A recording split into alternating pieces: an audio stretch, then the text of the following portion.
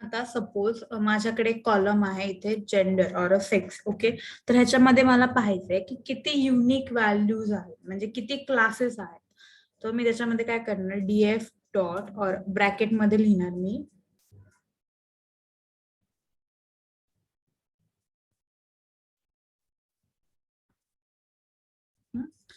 DF काय आहे, तर माझा डेटा ज्या व्हेरिएबल मध्ये सेव्ह केलाय त्या व्हेरिएबलचं नाव डीएफ आहे. ओके, आणि त्याच्यामध्ये मला हवंय कॉलम, तो मी मेन्शन करणार dot value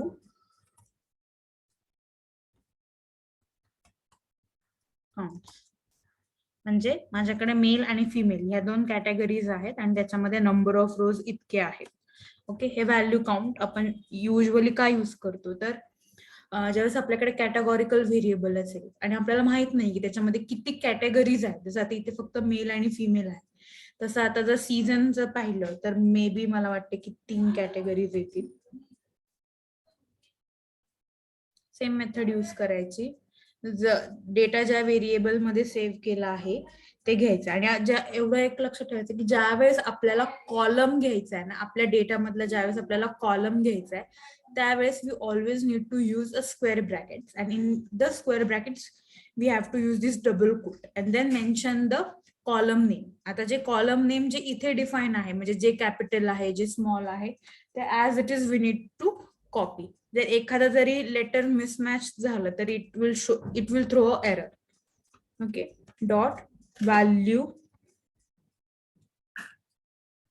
counts. Okay, so there is a summer and winter, हे दोन कॅटेगरीज आहेत आणि हे आपल्याला त्यांनी व्हॅल्यू काउंट इथे दिलेले.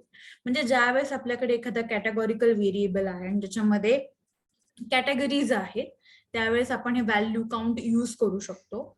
आणि मेजरली कसं होतं, प्लॉटिंगला फार हेल्प करतं. म्हणजे फॉर एक्झाम्पल आता मी ह्याला एक हे दिलं, ओके, आणि मी इथे इम्पोर्ट केलं, इम्पोर्ट SNS सॉरी सीबर्न. हे फार नंतरच आहे, मी तुला ते सांगते, पण जस्ट काय इम्पॉर्टंट आहे व्हॅल्यू काउंट त्याच्यासाठी. Okay, so SNS dot bar plot आणि इथे द्यायचं ए. सो एक minute, SNS dot bar plot ची कमांड काय,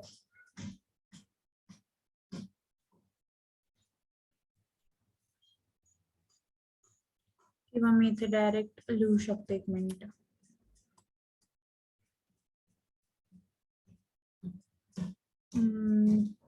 dot plot sorry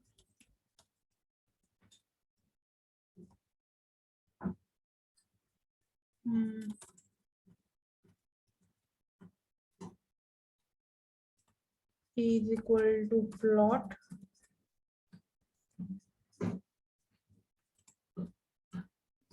b is not defined. Okay, PLT पण नाही डिफाइन केलेलं. प्लॉट ए आणि काइंड आहे बार.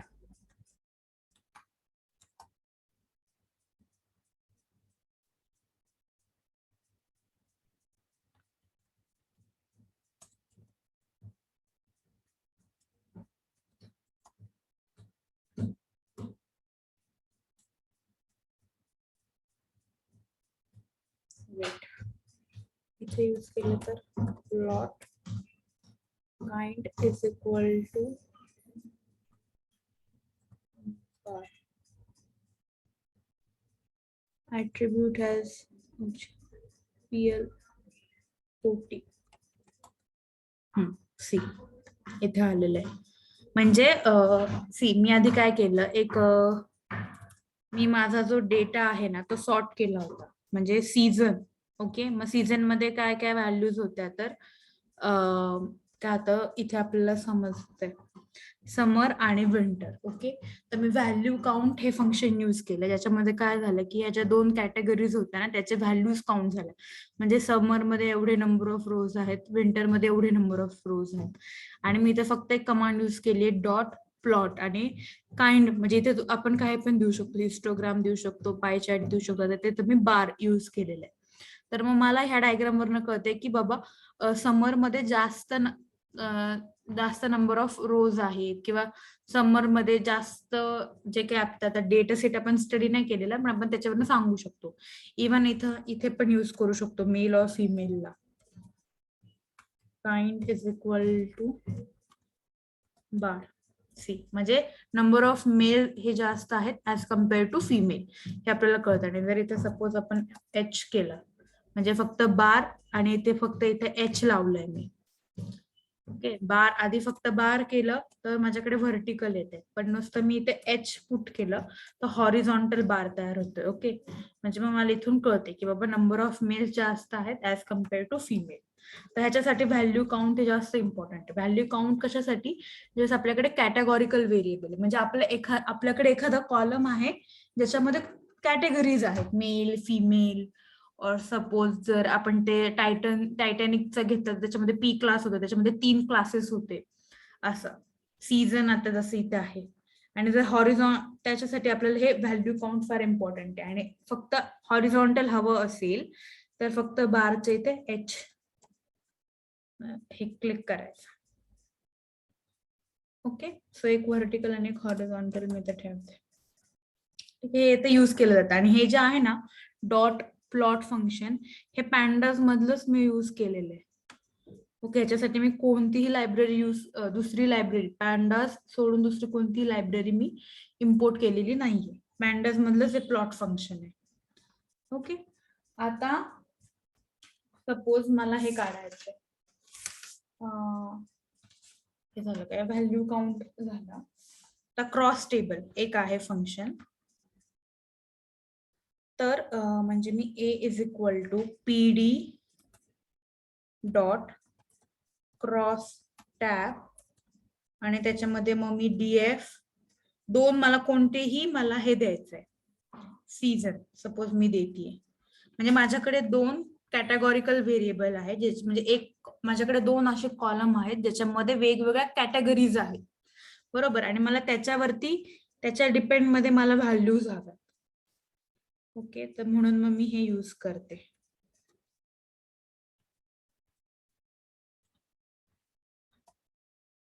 जेव्हा मी ए प्रिंट करते तर इथे मला एक असा टेबल भेटतोय. ओके, जो मला काय सांगतोय की बाबा समर मध्ये फिमेल्स इतके आहेत, फिमेलची व्हॅल्यू इतकी आहे, मेलची व्हॅल्यू इतकी आहे. विंटर मध्ये फिमेल्सची व्हॅल्यू इतकी आहे आणि मेल्सची व्हॅल्यू इतकी आहे. ही इन्फॉर्मेशन आपल्याला माहिती. ह्याला स्टॅटिस्टिक्स मध्ये कॉन्टिंजन्सी टेबल असं म्हणतात. कॉन्टिंजन्सी टेबल म्हणजे ज्यावेळेस आपल्याकडे कॅटेगॉरिकल व्हेरिएबल असेल ना, त्यावेळेसच हे यूज केलं जातं. म्हणजे 2 कॉलम आहेत आणि त्याच्यामध्ये वेगवेगळ्या कॅटेगरीज आहेत, तर त्याच्यासाठी हे यूज केलं जातं. ठीक आहे, सो रिनेम झालं, क्रॉस टॅब झालं, व्हॅल्यू काउंट झालं. आता ते एक डेटा डॉट क्वेरीज आणि ड्रॉप एन ए. आता फॉर एक्झाम्पल माझ्याकडे नल व्हॅल्यूज आहेत. इथे मी परत एकदा घेतेय की माझा डेटा मी डीएफ ने हे केलंय, इज नल व्हॅल्यूज आहेत, तर त्या ड्रॉप कशा करायच्या. ओके, तर मी इथे डायरेक्ट यूज करू शकते DF dot drop N A. Okay, मी आता ड्रॉप केलं, नल व्हॅल्यूज पूर्णपणे ड्रॉप केले. आणि मग आता मी इथे फाइंड आउट करते की अजूनही नल व्हॅल्यूज आहेत का. सॉरी, हे मला एका व्हेरिएबल मध्ये सेव्ह करावं लागेल. सी, सगळीकडे 0 झाले. म्हणजे जेवढ्या आधी माझ्या डेटामध्ये एज मध्ये हे एवढ्या व्हॅल्यूज होत्या, हाईट मध्ये एवढ्या नल व्हॅल्यूज होत्या, त्यांनी सगळ्या काय केल्यात, ड्रॉप केल्या. ड्रॉप एन ए हे फंक्शन यूज करून आपण नल व्हॅल्यूज काय करू शकतो, ड्रॉप करू शकतो. पण आपण असं एवढे इझिली ड्रॉप नाही करत, पण इट जस्ट की we should know the syntax. For that purpose आपण इथे एवढं केलेलं आहे. ओके, त्याच्यानंतर अजून आहे व्हॅल्यू काउंट झालं. Unique values. आता फॉर एक्झाम्पल, आता मी एक ही वरती मेथड दाखवली की व्हॅल्यू काउंट क्रॉस टॅब, पण ह्यात अजून एक दुसरी मेथड काय आहे इथेच, जसे इथे व्हॅल्यू काउंट आपण हे केले. मी एक मिनिट प्लॉट खोलते.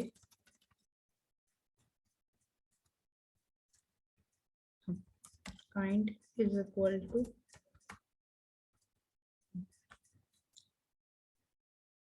मी हीच कमांड एकदा इथे खाली रन करून दाखवते.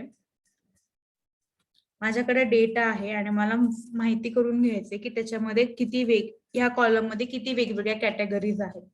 बरोबर, तिथे मेल आणि फिमेल येते.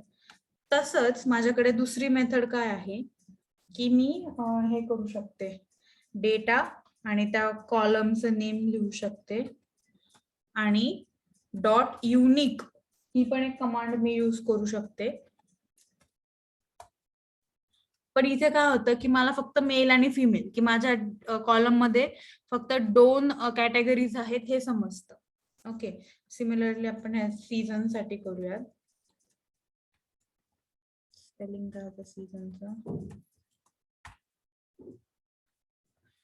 Dot unique.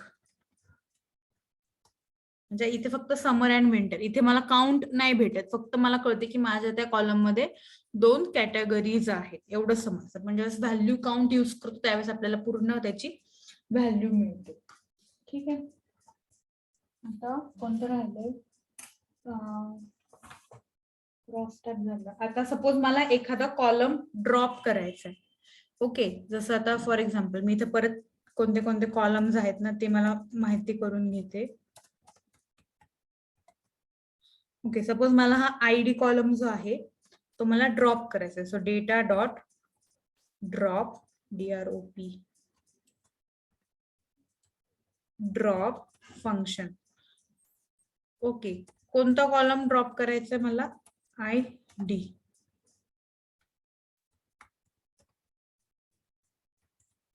Plus is equal to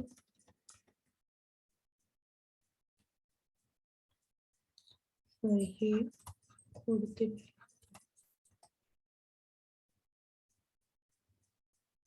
I'm getting error. ID is not in axis. Okay, म्हणजे मला ऍक्सेस इज इक्वल टू लिहावं लागेल.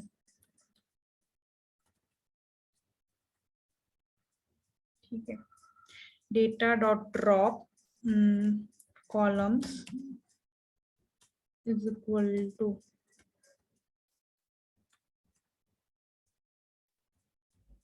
Access is equal to 1.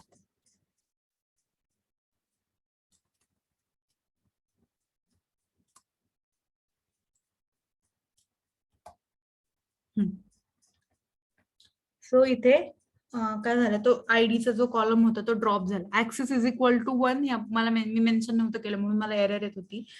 Access is equal to 1 म्हणजे काय की ते फक्त कॉलम्सचे नावं चेक करतं.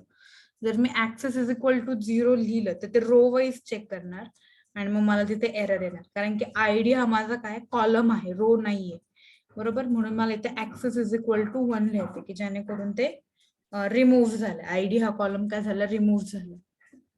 So in this way we can drop a particular column. तसंच आता दुसरा जो अननेसेसरी कॉलम आहे, जो इम्पॉर्टंट नाही, तो आपण ड्रॉप करू शकतो. ठीक आहे, आणि जर सपोज मला रो ड्रॉप करायची तर data dot drop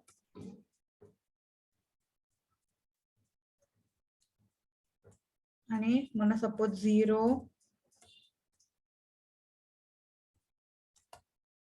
invalid syntax.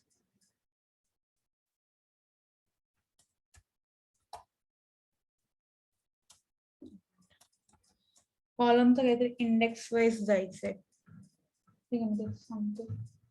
So data dot हे कॉलम झालं. अजून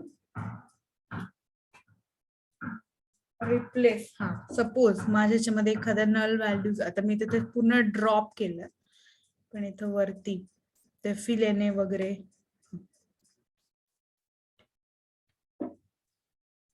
मी ते दुसऱ्या ह्याच्यावरती सांगते की दुसऱ्या डेटा सेट वरती मी सांगते की fill NA कसं यूज करायचं आणि क्वेरीज